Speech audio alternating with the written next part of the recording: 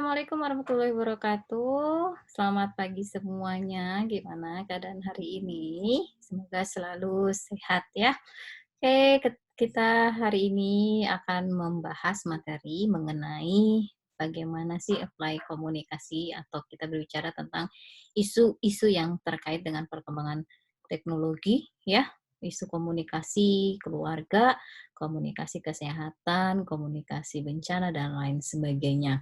Nah, seperti yang sudah kita bahas sebelum-sebelumnya, materi-materi sebelumnya, bagaimana perkembangan teknologi dan internet ini sangat mempengaruhi cara kita berkomunikasi di, masyarakat ya, dan juga merubah perilaku kita di masyarakat karena eee, penggunaan internet ya. Ya, kita lihat dulu materi kita pagi ini ya, bicara tentang apply komunikasinya, isu apa saja yang akan kita bahas.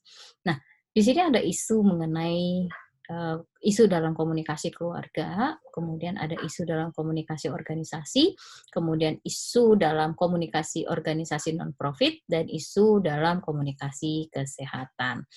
Isunya seperti apa? Nah, karena teknologi ini sangat-sangat mempengaruhi kehidupan kita sehari-hari, bagaimana kita berperilaku dan bagaimana kita perkembangan teknologi internet yang memberikan kemudahan kita mengakses informasi, memudahkan kita dalam melakukan komunikasi melalui, alat, canggih ya seperti telepon ya, smartphone gitu kan, dan tentunya membuat bagaimana perilaku kita dalam berkomunikasi melalui media-media yang, eee, seperti apa yang kita gunakan dan bagaimana kita berkomunikasi menggunakan media tersebut.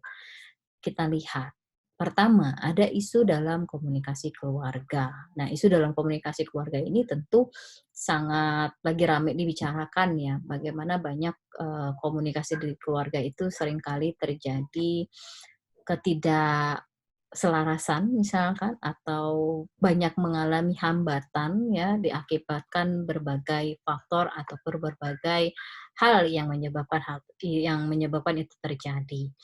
Tentu dalam isu komunikasi keluarga ini kita ingin lihat seperti apa sih pola komunikasi keluarga dalam, berbagai aspek kehidupan keluarga dan seperti apa polanya, kemudian bagaimana pola komunikasi ini mempengaruhi hidup seseorang ke depannya.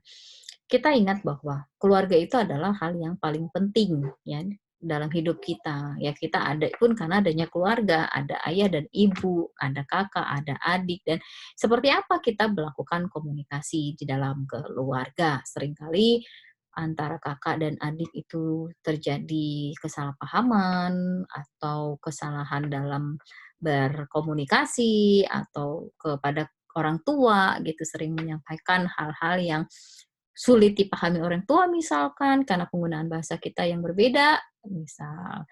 Nah, komunikasi keluarga, kalau kita lihat dari hasil ulasan ya, komunikasi keluarga ini dapat dipahami atau dibagi menjadi 3 bidang. Pertama, ada pemahaman teoritis komunikasi dalam keluarga dan hubungan keluarga. Nah, ini pemahaman teoritisnya ya. Kemudian ada pemahaman tentang bagaimana menyelesaikan masalah dalam komunikasi keluarga. Ya, dalam setiap keluarga pasti akan bertemu tuh permasalahan-permasalahan ya, baik permasalahan antara kakak dan adik, antara anak dan orang tua, atau orang tua dengan orang tua. Kemudian pendidikan dalam komunikasi keluarga. Nah, seringkali kita dengar ya bahwa saya tuh ambil jurusan ini tuh bukan kemauan saya, tapi kemauan orang tua saya. Nah, artinya di sini ya, masih sangat kurang kita melakukan komunikasi dengan orang tua. Kita tuh pengen milih jurusan apa. Nah, ini contohnya milih jurusan gitu ya. Seringkali orang tua tuh pengen kita itu meneruskan usaha mereka, ya, dan mereka tuh pengen kita tuh ambil jurusan ini. Kalau itu tidak dikomunikasikan, ke orang tua kita, ya misalkan kita tuh nggak mau tuh ngambil jurusan itu, gitu, saya tuh pengen ngambilnya komunikasi, orang tua pengennya kita ngambil administrasi, ya kan. Nah, bagaimana biar ketemu jalan tengahnya, artinya ada suatu pola komunikasi yang harus kita buat, gitu kan, sehingga orang tua pun juga memahami kemauan kita dan dan kita pun memahami maunya orang tua kita itu apa. Artinya ada sesuatu hal yang harus di disepakati, ya. Ada hal yang harus kita saling win-win solution nih antara perbedaan keinginan kita dan juga keinginan orang tua. Nah, ini ada suatu komunikasi yang perlu dilakukan, ya kan? Seperti apa? Ya, lihat bagaimana penerapan komunikasi dalam keluarga dan memecahkan masalah tersebut, gitu.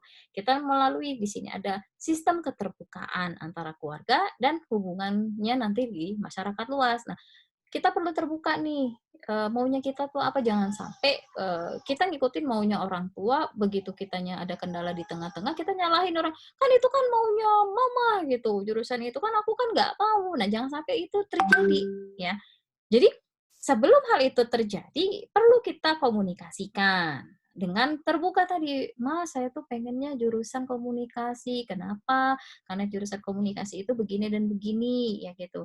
"Tapi kamu harus misalkan ini ekonomi atau administrasi karena untuk usaha kita dan lain sebagainya." Nah, kita harus bisa memberikan pemahaman ini dengan apa? Keterbukaan.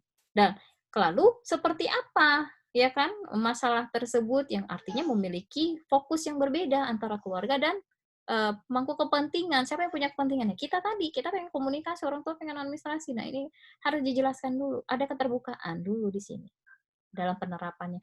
Tentunya tidak akan mudah. Kenapa? Karena keluarga itu kan biasanya punya budaya sendiri ya, background budaya pun akan mempengaruhi perilaku ataupun cara berkomunikasi kita di dalam keluarga. Nah, ini yang harus dipahami di awal gitu kan. Kemudian kita pahami bahwa komunikasi keluarga itu bukan komunikasi antar kelompok ya, itu udah beda lagi. Kalau komunikasi keluarga itu udah melibatkan banyak sekali struktur ya. Kita lihat struktur perbedaan struktur sosial yang dapat menyebabkan perbedaan relasi antara orang tua dan anak. Pertama, masyarakat industri modern. Nah, biasanya kan orang tua kita itu kelahiran tahun berapa, kita kelahiran tahun berapa, perkembangan teknologi juga berbeda, ke apa, perkembangan bahasa juga beda gitu, kemudian background daripada pergaulan kita di mana, orang tua kita apa, nah ini akan mempengaruhi. Maka kita harus lihat dulu bagaimana, kehidupan kita di perbedaan struktur sosial ini sendiri. Ya, ada struktur industri modern, ada masyarakat pertanian gitu kan, kemudian masyarakat yang mengenal pemisahan orang dewasa dan anak, lalu ada kehidupan di rumah sewaan dan kehidupan di rumah sederhana. Tentu ini adalah, perbedaan struktur-struktur di mana tempat kita tinggal. Kemudian seperti apa sih keluarga kita dalam menyikapi perbedaan yang ada, ya otomatis juga perbedaan tempat tinggal, latar belakang budaya keluarga yang berbeda, atau istilahnya, daerah yang berbeda, pasti memiliki ragam, komunikasi yang berbeda juga.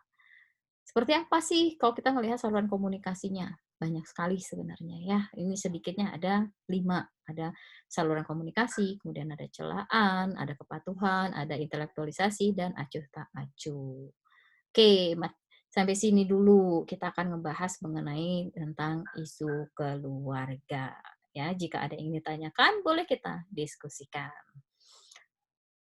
Jika tidak ada, materi pagi ini, saya cukupkan dulu. Terima kasih atas perhatiannya, ketemu lagi minggu depan dengan materi yang berbeda. Assalamualaikum warahmatullahi wabarakatuh.